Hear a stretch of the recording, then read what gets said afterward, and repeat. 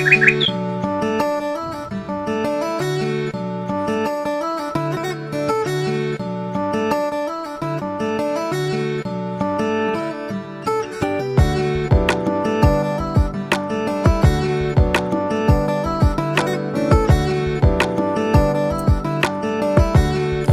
भाई झांसी की रानियों, क्या हालचाल। विंटर्स कैसी चल रही हैं?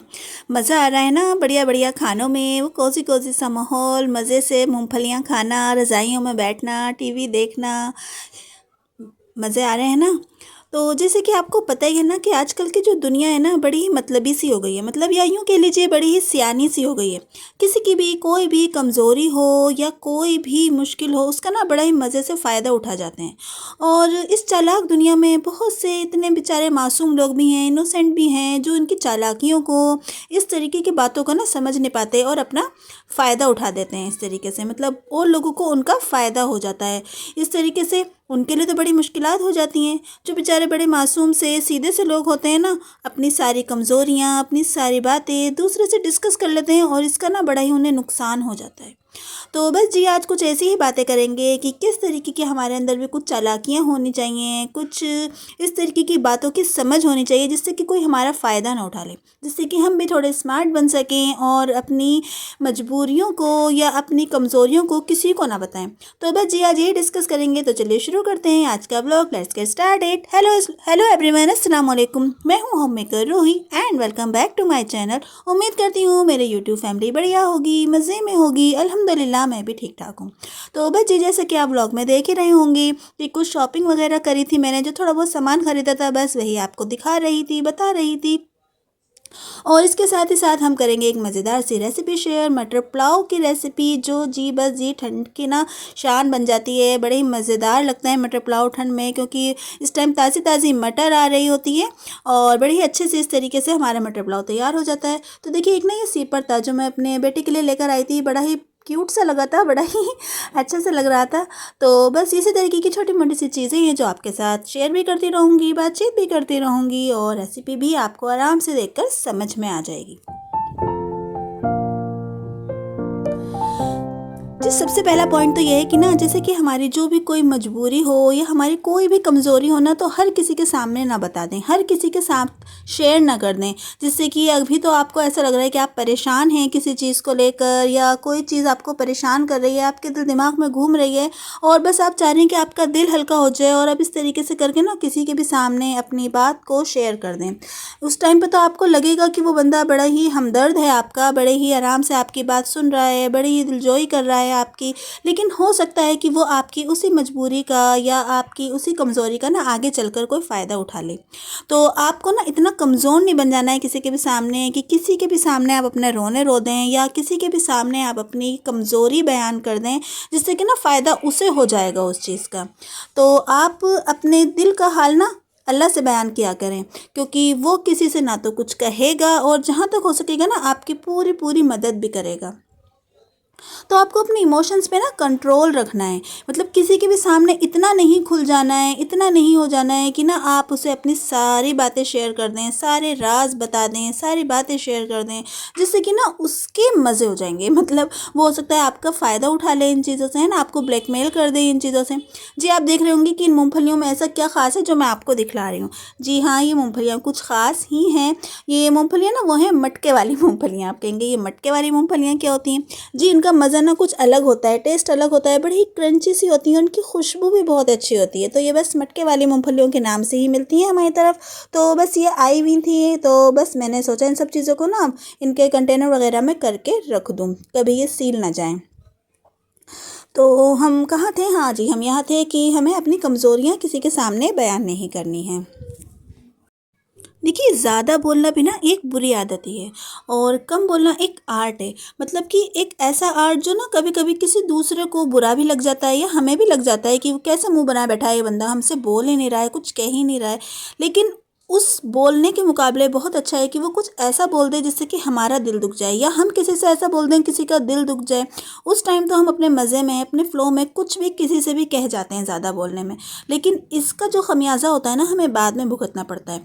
आपने देखा होगा इस तरीके से बहुत बार कि ना कभी कभी चुप रहना बड़ा फ़ायदेमंद साबित हो जाता है। जैसे कि अगर हमारी किसी से कुछ कहा सुनी हो रही है, कुछ बात हो रही है और हमें गुस्सा आ रहा है बहुत ज़्यादा, और हम उस टाइम कुछ ऊट पटांग ऐसा बोल जाते हैं, कुछ कह जाते हैं, जिससे ना हमें बाद में बड़ा पछतावा होता है कि यार हमें ना उस टाइम ऐसा नहीं बोलना था, हमें ना उसे उस टाइम ऐसा नहीं कहना था, हो गई थी गलती उससे या हमसे, हमें ऐसा नहीं कहना था। मतलब इस तरीके से ना रिश्ते कुछ बड़े ही ख़राब हो जाते हैं, बहुत सी दोस्तियाँ टूट जाती हैं, बहुत ही माहौल ख़राब हो जाता है। अगर आप उस टाइम अपने गुस्से को पी जाएंगे, उस टाइम अगर आप अपने ऊपर जो है ना सब्र कर लेंगे, अपने गुस्से को पी जाएंगे, तो बड़ा ही ना इसका अच्छा सा फल मिलेगा आपको। और ये जो होता है ना कम बोलना, मतलब कि अगर हमने किसी का दिल दुखा दिया उस ज़्यादा बोलने में, या हम कुछ ऐसा बोल गए जो कि हमारे मुंह से ऐसा निकल गया कि हमारा कोई राज, हमारी कोई ऐसी बात जिसका कोई फ़ायदा उठा जाएगा उस बात का, तो हमारे लिए बड़ा ही बुरा हो जाता है। कई बार हमने ये देखा होगा कि ना हमारा कम बोलना हमारे लिए फ़ायदेमंद साबित हो जाता है। मतलब उस टाइम का गुस्सा पी जाना हमारे लिए बड़ा ही अच्छा साबित हो जाता है। हम सोचते हैं यार अच्छा हुआ हमने उस टाइम ना नहीं बोला उसे, या हमने कुछ नहीं कहा। इस तरीके की बातों को ना बड़े ध्यान में रखें। यह आप बातें ना आपको बड़ा स्मार्ट बनाएंगी, मतलब आपको किसी दूसरे के सामने शर्मिंदा होने से बचाएंगी, आपको किसी दूसरे के लिए बुरा बनने से बचाएंगी। और फिर आज की दुनिया में तो ना बहुत से लोग ऐसे ही बैठे हुए हैं जो बस बोल बोल के ना आपकी बातें आपसे निकलवा लेंगे, आपके दिल का हाल आपसे सुन लेंगे, और फिर उन्हीं चीज़ों को इस तरीके से सब में फैला देंगे कि ना आप ना तो उनसे ये कह पाएंगे कि आपने ये क्यों कहा या क्यों, क्योंकि ये तो खुद आपने ही उन्हें कहा होता है ना। तो बस अपने दिल को ना इतना संभाल के रखें, अपनी ज़बान को इतना संभाल के रखें कि कुछ भी उससे ऐसा ना निकल जाए जिससे कि ना आपको उसका अच्छा, खमियाजा एक ना ये भुगतना आदत पड़े। भी बड़ी होती है ख्वातीन में कि ना उन्हें सबके मामले जानने होते हैं, मतलब उन्हें सबके अंदर घुसना होता है, उन्हें सबके मामले में ये जानना होता है कि उनके बीच क्या चल रहा है, उसने उससे क्या कह दिया, उन हस्बैंड वाइफ के बीच क्या चल रहा है। मतलब ये उन्हें इतनी खलबली रहती है ना, किसी किसी को तो जानने की, जो बड़ी आंटी लोग होती है ना, इन लोगों को बड़ी खलबली होती है जानने की कि उसके घर में क्या चल रहा है ना। और वो ये भूल जाती हैं कि उनके खुद के घर में क्या चल रहा है। पहले वो अपने मसले तो हल कर लें, जब भी किसी और के मामले में टांग अड़ाएं। किसी किसी को जानना होता है उन हस्बैंड वाइफ के बीच क्या चल रहा है, उनके बीच झगड़ा चल रहा है, क्या चल रहा है। देखिए, अगर आप इस तरीके के मामलों में पड़ेंगे ना, तो आप ऑटोमेटिक किसी दूसरे को ये राइट दे देंगे कि वो भी आपके मामले में पड़े, मतलब वो भी जाने कि आपके घर में क्या चल रहा है या आपके बीच आपके रिश्ते कैसे चल रहे हैं। तो इस चीज़ को ना आपको अपनी लाइफ से बिल्कुल निकाल देनी है कि बिल्कुल किसी के मामले में नहीं पड़ना है। अगर कोई खुद आपसे कुछ डिस्कस कर रहा है तो आप उसकी बात आराम से सुनें, और अगर कोई अच्छा मशवरा दे सकते हैं तो दें, वरना बेकार में कुछ उल जलूल उसे कहकर या उनके मामलों में ना पड़ें। किसी किसी का तो टाइम पास ही होता है कि बस एक दूसरे के घर जाना, एक दूसरे की बातें सुनना, समझना और घर के माहौल का जायज़ा लेकर आना, और बस उन बातों को इधर से उधर लेके जाना, पहुंचाना। तो अगर आप इस तरीके से करेंगे ना, तो आपके साथ भी ऐसा ही होगा। मतलब कोई और भी हो सकता है ना आपके जैसा। तो आप इतने स्मार्ट बने, इतने चालाक बने कि आप किसी दूसरे के मामले में ना तो पड़ें, और ना ही किसी दूसरे को ये हक दें कि कोई आपके घर के मामले में पड़े या आपके अपने पर्सनल रिश्तों के बारे में कोई अपनी राय पेश कर सके। आप ना इस तरीके की नेगेटिविटी से दूर रहें, और जितना आप इन चीज़ों से दूर रहेंगे ना, उतने ही पॉजिटिविटी के पास जाएंगे। मतलब लोग आपको समझेंगे, जानेंगे कि ये बंदा ना किसी में ज़्यादा मतलब नहीं लेता, किसी के बीच में ज़्यादा इंटरफेयर नहीं करता। तो भाई ये बंदा कुछ तो ख़ास है, जो किसी के मामले में ना तो बोलता है, ना अच्छाई में ना बुराई में। कम से कम बुराई में तो हरगिज़ हरगिज़ मत रहिएगा आप, क्योंकि ये चीज़ें ना बहुत ही ज़्यादा रिश्ते ख़राब कर देती है। और एक जब आप सुबह उठे ना, तो अपने आप को पॉजिटिव फील कराएं। मतलब किसी भी ऐसे बंदे से या बंदी से सुबह उठते ही बात ना करने लग जाएं फ़ोन पर या कैसे भी, जिससे कि ना उसके बातें सुनकर या उसकी कुछ जानकारी से ना आपके दिल दिमाग में पूरे दिन बस वही चीज़ घूमती रहे, या मतलब वो आपको कुछ ऐसे पॉइंट बता दे, कुछ ऐसी बातें बता दे जो आपके पूरे दिन दिमाग में घूमते रहे और आप पूरी तरीके से नेगेटिविटी में घिर जाएं। मतलब इस तरीके की बातों को ना बिल्कुल अवॉइड क्या करें, क्योंकि सुबह का जो टाइम होता है ना हमारे लिए, वो बहुत बहुत इंपॉर्टेंट होता है। वो पूरे दिन का हमारा ना हाल बयान कर देता है कि अब हमारा पूरा दिन कैसे जाने वाला है। अगर आप लेट उठ रहे हैं तो ज़ाहिर सी बात है पूरे दिन आपके काम खिंचेंगे, पूरे दिन आपके काम ख़त्म ही नहीं होंगे। अगर आप जल्दी उठेंगे तो आप पॉजिटिव फ़ील करेंगे, अच्छा फ़ील करेंगे कि आपके काम भी जल्दी निपटेंगे, फिर आपको अपने लिए टाइम मिलेगा, इबादत के लिए टाइम मिलेगा, घर के लिए सही से टाइम मिल पाएगा।